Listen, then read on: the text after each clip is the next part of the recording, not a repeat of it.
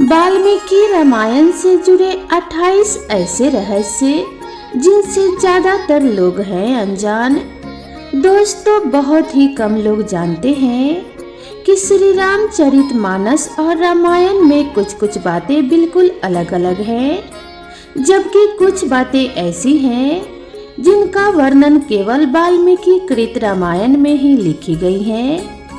भगवान राम को समर्पित 2 ग्रंथ मुख्यतः लिखे गए हैं, एक तुलसीदास द्वारा रचित श्री रामचरितमानस और दूसरा वाल्मीकि कृत रामायण। इनके अलावा भी कुछ अन्य ग्रंथ लिखे गए हैं, पर इन सब में वाल्मीकि कृत रामायण को सबसे सटीक और प्रामाणिक माना जाता है।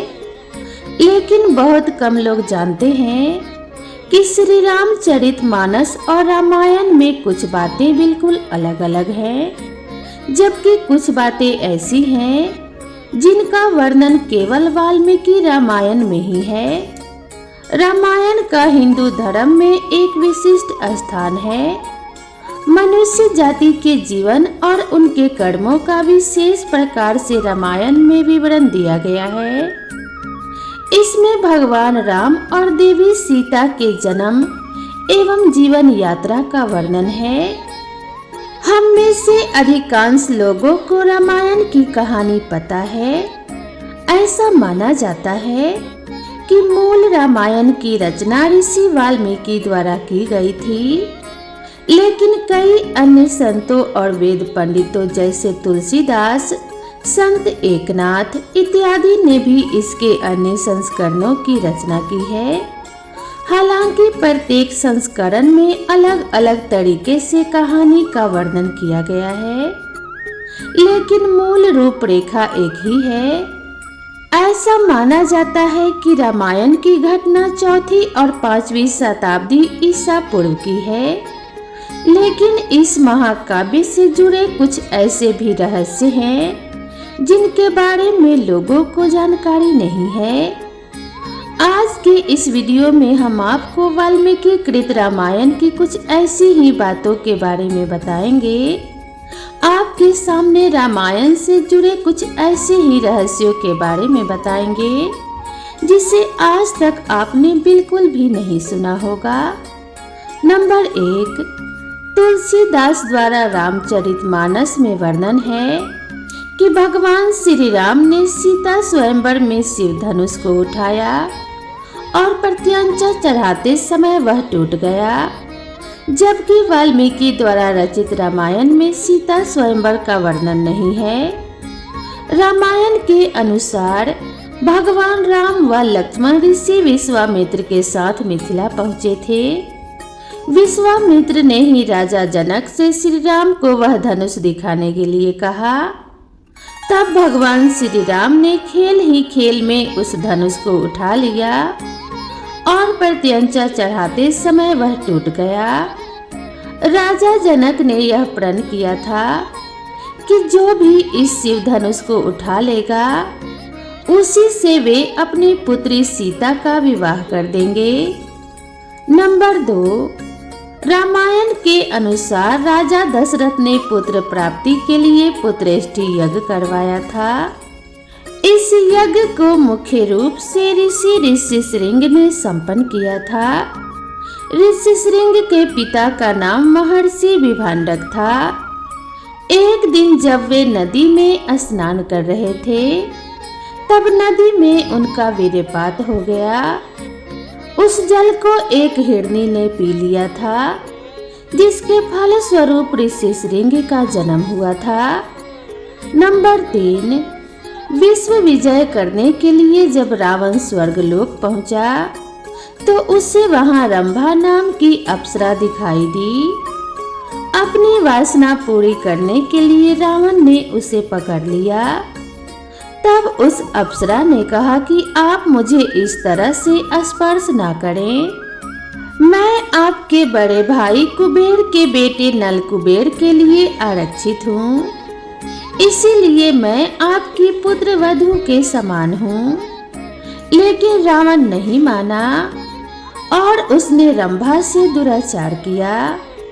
यह बात जब नल कुबेर को पता चली तो उसने रावण को श्राप दिया कि आज के बाद रावण बिना किसी स्त्री के इच्छा के उसे स्पर्श करेगा तो उसका मस्तक 100 टुकड़ों में बट जाएगा।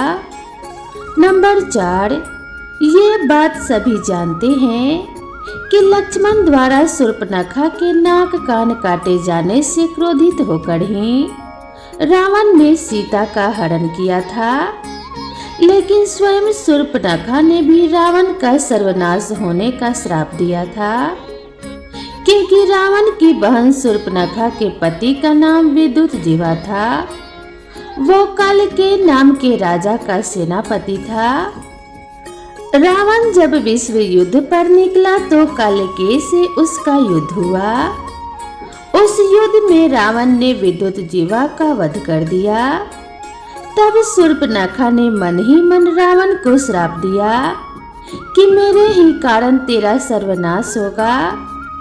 नंबर 5, श्री रामचरितमानस के अनुसार सीता स्वयंवर के समय भगवान परशुराम वहां आए थे, जबकि रामायण के अनुसार सीता से विवाह के बाद अब श्री राम पुनः अयोध्या लौट रहे थे। तब परशुराम वहां आए और उन्होंने श्री राम से अपने धनुष पर बाण चढ़ाने के लिए कहा। श्री राम के द्वारा बाण चढ़ा देने पर परशुराम वहां से चले गए थे। नंबर 6, वाल्मीकि रामायण के अनुसार एक बार रावण अपने पुष्पक विमान से कहीं जा रहा था, तभी उसे वहां एक सुंदर स्त्री दिखाई दी। उसका नाम वेदवती था। वह भगवान विष्णु को पति रूप में पाने के लिए तपस्या कर रही थी। रावण ने उसके बाल पकड़े और अपने साथ चलने को कहा। उस तपस्विनी ने उसी क्षण अपनी देह त्याग दी और रावण को श्राप दिया कि एक स्त्री के कारण ही तेरी मृत्यु होगी। उसी स्त्री ने दूसरे जन्म में सीता के रूप में जन्म लिया। नंबर 7, जिस समय भगवान श्री राम वनवास गए उस समय उनकी आयु लगभग 27 वर्ष की थी। राजा दशरथ श्री राम को वनवास नहीं भेजना चाहते थे, लेकिन वे वचनबद्ध थे। जब श्री राम को रोकने का कोई उपाय नहीं सूझा तो उन्होंने श्री राम से यह भी कह दिया कि तुम मुझे बंदी बनाकर स्वयं राजा बन जाओ। नंबर 8, अपने पिता राजा दशरथ की मृत्यु का आभास भरत को पहले ही एक स्वप्न के माध्यम से हो गया था। सपने में भरत ने राजा दशरथ को काले वस्त्र पहने हुए देखा था। उनके ऊपर पीले रंग की स्त्रियां प्रहार कर रही थी। सपने में राजा दशरथ लाल रंग के फूलों की माला पहने और लाल चंदन लगाए हुए गधे जूते हुए रथ पर बैठकर तेजी से दक्षिण दिशा यानी यम की दिशा की ओर जा रहे थे। नंबर 9, हिंदू धर्म में 33 करोड़ देवी देवताओं की मान्यता है, जबकि रामायण के अरण्यकांड के 14वें सर्ग के 14वें श्लोक में सिर्फ 35 देवता ही बताए गए हैं।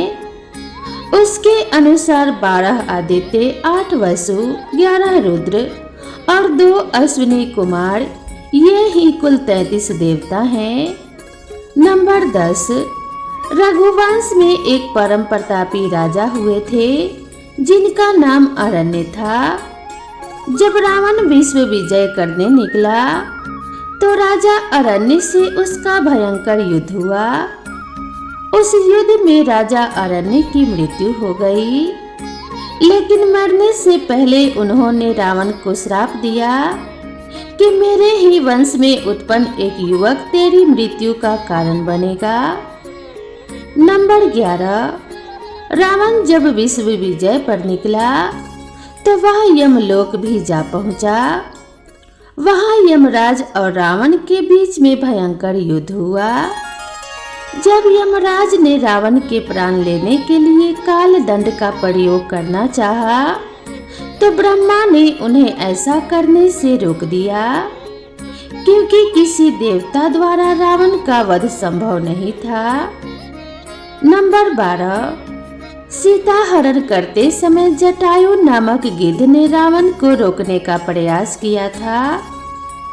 रामायण के अनुसार जटायु के पिता अरुण बताए गए हैं। ये अरुण ही भगवान सूर्यदेव के रथ के सारथी हैं। नंबर 13, जिस दिन रावण सीता का हरण कर अपनी अशोक वाटिका में लाया, उसी रात को भगवान ब्रह्मा के कहने पर देवराज इंद्र माता सीता के लिए खीर लेकर आए। पहले देवराज ने अशोक वाटिका में उपस्थित सभी राक्षसों को मोहित कर सुला दिया। उसके बाद माता सीता को खीर अर्पित की, जिसके खाने से सीता की भूख प्यास शांत हो गई। नंबर 14, जब भगवान राम और लक्ष्मण वन में सीता की खोज कर रहे थे, उस समय कबंध नामक राक्षस का राम लक्ष्मण ने वध कर दिया। वास्तव में कबंध एक श्राप के कारण ऐसा हो गया था। जब श्री राम ने उसके शरीर को अग्नि के हवाले किया तो वह श्राप से मुक्त हो गया। कबंध ने ही श्री राम को सुग्रीव से मित्रता करने के लिए कहा था। नंबर 15, श्री रामचरितमानस के अनुसार समुद्र ने लंका जाने के लिए रास्ता नहीं दिया, तो लक्ष्मण बहुत क्रोधित हो गए थे। जबकि वाल्मीकि रामायण में वर्णन है कि लक्ष्मण नहीं बल्कि भगवान श्री राम समुद्र पर क्रोधित हुए थे और उन्होंने समुद्र को सुखा देने वाले बाण भी छोड़ दिए थे। तब लक्ष्मण व अन्य लोगों ने भगवान श्री राम को समझाया था। नंबर 16, सभी जानते हैं कि समुद्र पर पुल का निर्माण नल और नील नामक वानरों ने किया था, क्योंकि उसे श्राप मिला था कि उसके द्वारा पानी में फेंकी गई वस्तु पानी में नहीं डूबेगी। जबकि वाल्मीकि रामायण के अनुसार नल देवताओं के शिल्पी यानी कि इंजीनियर विश्वकर्मा के पुत्र थे और वह स्वयं भी शिल्प कला में निपुण थे। अपनी इसी कला से उन्होंने समुद्र पर सेतु का निर्माण किया था। नंबर 17, रामायण के अनुसार समुद्र पर पुल बनाने में 5 दिन का समय लगा। पहले दिन वानरों ने 14 योजन, दूसरे दिन में 20 योजन, तीसरे दिन 21 योजन, चौथे दिन 22 योजन और 5वें दिन 23 योजन पुल बनाया था। इस प्रकार कुल 100 योजन लंबाई का पुल समुद्र पर बनाया गया। यह पुल 10 योजन चौड़ा था। एक योजन लगभग 13 से 16 किलोमीटर होता है। नंबर 18, एक बार जब रावण भगवान शंकर से मिलने कैलाश गया, वहां उसने नंदी जी को देखकर उनके स्वरूप की हंसी उड़ाई और उन्हें बंदर के समान मुख वाला कहा। तब नंदी जी ने रावण को श्राप दिया कि बंदरों के कारण ही तेरा सर्वनाश होगा। नंबर 19, रामायण के अनुसार जब रावण ने भगवान शिव को प्रसन्न करने के लिए कैलाश पर्वत को उठा लिया, तब माता पार्वती भयभीत हो गई थी और उन्होंने रावण को श्राप दिया था कि तेरी मृत्यु किसी स्त्री के कारण ही होगी। नंबर 20, जिस समय राम रावण का अंतिम युद्ध चल रहा था, उस समय देवराज इंद्र ने अपना दिव्य रथ श्री राम के लिए भेजा था। उस रथ में बैठकर ही भगवान श्री राम ने रावण का वध किया था। नंबर 21, जब काफी समय तक राम रावण का युद्ध चलता रहा, तब अगस्त्य मुनि ने श्री राम से आदित्य हृदय स्रोत का पाठ करने को कहा, जिसके प्रभाव से भगवान श्री राम ने रावण का वध किया। नंबर 22, रामायण के अनुसार रावण जिस सोने की लंका में रहता था, वह लंका पहले रावण के भाई कुबेर की थी। जब रावण ने विश्व विजय पर निकला तो उसने अपने भाई कुबेर को हराकर सोने की लंका तथा पुष्पक विमान पर अपना कब्जा कर लिया। नंबर 23, रावण ने अपने पत्नी की बड़ी बहन माया के साथ भी छल किया था। माया के पति वैजंतपुर के संभर राजा थे। एक दिन रावण संभर के यहाँ गया। वहां रावण ने माया को अपनी बातों में फंसा लिया। इस बात का पता लगते ही संभर ने रावण को बंदी बना लिया। उसी समय संभर पर राजा दशरथ ने आक्रमण कर दिया। उस युद्ध में संभर की मृत्यु हो गई। जब माया सती होने लगी तो रावण ने उसे अपने साथ चलने को कहा। तब माया ने कहा कि तुमने वासना युक्त मेरा सतीत्व भंग करने का प्रयास किया, इसीलिए मेरे पति की मृत्यु हो गई, अतः तुम्हारी मृत्यु भी इसी कारण होगी। नंबर 24, रावण के पुत्र मेघनाद ने जब युद्ध में इंद्र को बंदी बना लिया तो ब्रह्मा जी ने देवराज इंद्र को छोड़ने को कहा। इंद्र पर विजय प्राप्त करने के कारण ही मेघनाद इंद्रजीत के नाम से विख्यात हुआ। नंबर 25, वाल्मीकि रामायण में 24,000 श्लोक, 500 उपखंड तथा 7 कांड हैं। गायत्री मंत्र में 24 अक्षर होते हैं और वाल्मीकि रामायण में 24,000 श्लोक हैं। रामायण के हर 1,000 श्लोक के बाद आने वाले पहले अक्षर से गायत्री मंत्र बनता है। यह मंत्र इस पवित्र महाकाव्य का सार है।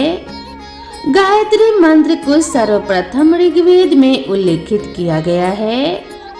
नंबर 26, सीता को माना है कृषि की देवी। ऋग्वेद में अकेले राम नहीं सीता का भी उल्लेख मिलता है। ऋग्वेद में सीता को कृषि की देवी माना है। बेहतर कृषि उत्पादन और भूमि दोहन के लिए सीता की स्तुतियां भी मिलती है। ऋग्वेद के 10वें मंडल में ये सूक्त मिलता है जो कृषि के देवताओं की प्रार्थना के लिए लिखा गया है। वायु, इंद्र आदि के साथ सीता की भी स्तुति की गई है। काठक ग्रह सूत्र में भी उत्तम कृषि के लिए यज्ञ विधि दी गई है। उसमें सीता के नाम का उल्लेख मिलता है तथा विधान बताया गया है कि खस आदि सुगंधित घास से सीता देवी की मूर्ति यज्ञ के लिए बनाई जाती है। नंबर 7, अशोक वाटिका से लंका दहन का सबसे अलग किस्सा। हनुमान का लंका में जाकर सीता से मिलना, अशोक वाटिका उजाड़ना और लंका को जलाने वाला प्रसंग तो लगभग सभी को पता है, लेकिन कुछ राम कथाओं में इसमें भी बहुत अंतर मिलता है। जैसे 14वीं शताब्दी में लिखी गई आनंद रामायण में उल्लेख मिलता है कि जब सीता से अशोक वाटिका में मिलने के बाद हनुमान को भूख लगी तो सीता ने अपने हाथ के कंगन उतार कर हनुमान को दिए और कहा कि लंका की दुकानों में ये कंगन बेचकर फल खरीद लो और अपनी भूख मिटा लो। सीता के पास 2 आम रखे थे। सीता ने वो भी हनुमान को दिए। हनुमान के पूछने पर सीता ने बताया कि ये फल इसी वाटिका के हैं। तब हनुमान ने सीता से कहा कि वे इसी वाटिका से फल लेकर खाएंगे। नंबर 28, सबसे ज्यादा संस्कृत और उड़िया में राम कथा। ये जानकर भी आपको आश्चर्य होगा कि भारत में लगभग हर भाषा में राम कथा है, लेकिन सबसे ज्यादा संभवतः संस्कृत और उड़िया भाषा में ही है। संस्कृत में करीब 17 तरह की छोटी बड़ी राम कथाएं हैं। जिनमें वाल्मीकि, वशिष्ठ, अगस्त्य और कालिदास जैसे ऋषियों और कवियों की रचनाएं हैं। वहीं उड़िया भाषा में करीब 14 तरह की अलग अलग राम कथाएं हैं। सभी के कथानक मूलतः वाल्मीकि रामायण से ही प्रेरित है। नंबर 29। राम और उनके भाइयों के अलावा राजा दशरथ एक पुत्री के भी पिता थे। श्री राम के माता पिता एवं भाइयों के बारे में तो प्रायः सभी जानते हैं, लेकिन बहुत कम लोगों को यह मालूम है कि राम की एक बहन भी थी जिनका नाम था शांता। वे आयु में चारों भाइयों से काफी बड़ी थी। उनकी माता कौशल्या थी। ऐसी मान्यता है कि एक बार अंग देश के राजा रोमपद और उनकी रानी वर्षणी अयोध्या आए। उनको कोई संतान नहीं थी। बातचीत के दौरान राजा दशरथ को जब यह बात मालूम हुई तो उन्होंने कहा, मैं अपनी बेटी शांता आपको संतान के रूप में दूंगा। यह सुनकर रोमपद और वर्षणी बहुत खुश हुए। उन्होंने बहुत स्नेह से उसका पालन पोषण किया और माता पिता के सभी कर्तव्य निभाए। एक दिन राजा रोमपद अपनी पुत्री से बातें कर रहे थे। उसी समय द्वार पर एक ब्राह्मण आए और उन्होंने राजा से प्रार्थना की कि वर्षा के दिनों में वे खेतों की जुताई में राज दरबार की ओर से मदद प्रदान करें। राजा को यह सुनाई नहीं दिया और वे पुत्री के साथ बातचीत करते रहे। द्वार पर आए नागरिक की याचना न सुनने से ब्राह्मण को दुख हुआ और वे राजा रोमपद का राज्य छोड़कर चले गए। वह ब्राह्मण इंद्र के भक्त थे। अपने भक्त की ऐसी अनदेखी पर इंद्रदेव राजा रोमपद पर क्रुद्ध हुए और उन्होंने उनके राज्य में पर्याप्त वर्षा नहीं की। इससे खेतों में खड़ी फसलें मुरझाने लगी। इस संकट की घड़ी में राजा रोमपद ऋषि श्रृंगी के ऋषि के पास गए और उनसे उपाय पूछा। ऋषि ने बताया कि वे इंद्रदेव को प्रसन्न करने के लिए यज्ञ करें। ऋषि ने यज्ञ किया और खेत खलिहान पानी से भर गए। इसके बाद ऋषि श्रृंगी ऋषि का विवाह शांता से हो गया और वे सुख पूर्वक रहने लगे। बाद में ऋषि श्रृंग ने ही दशरथ की पुत्र की कामना के लिए पुत्र कामेष्टि यज्ञ करवाया था। जिस स्थान पर उन्होंने यह यज्ञ करवाया था वह अयोध्या से लगभग 39 किलोमीटर पूर्व में था और वहां आज भी उनका आश्रम है और उनका तथा उनकी पत्नी की समाधियां हैं। तो दोस्तों, आज की हमारी यह वीडियो आपको कैसी लगी कृपया कमेंट करके ज़रूर बताएं। अगर आपको हमारी यह वीडियो अच्छी लगी हो तो कमेंट बॉक्स में जय श्री राम ज़रूर लिखें और साथ ही अगर आप मेरे चैनल पर पहली बार आए हैं तो चैनल को सब्सक्राइब करना ना भूलें। तो दोस्तों, मिलते हैं इसी तरह की नई कथा और नई कहानी के साथ। तब तक के लिए नमस्कार।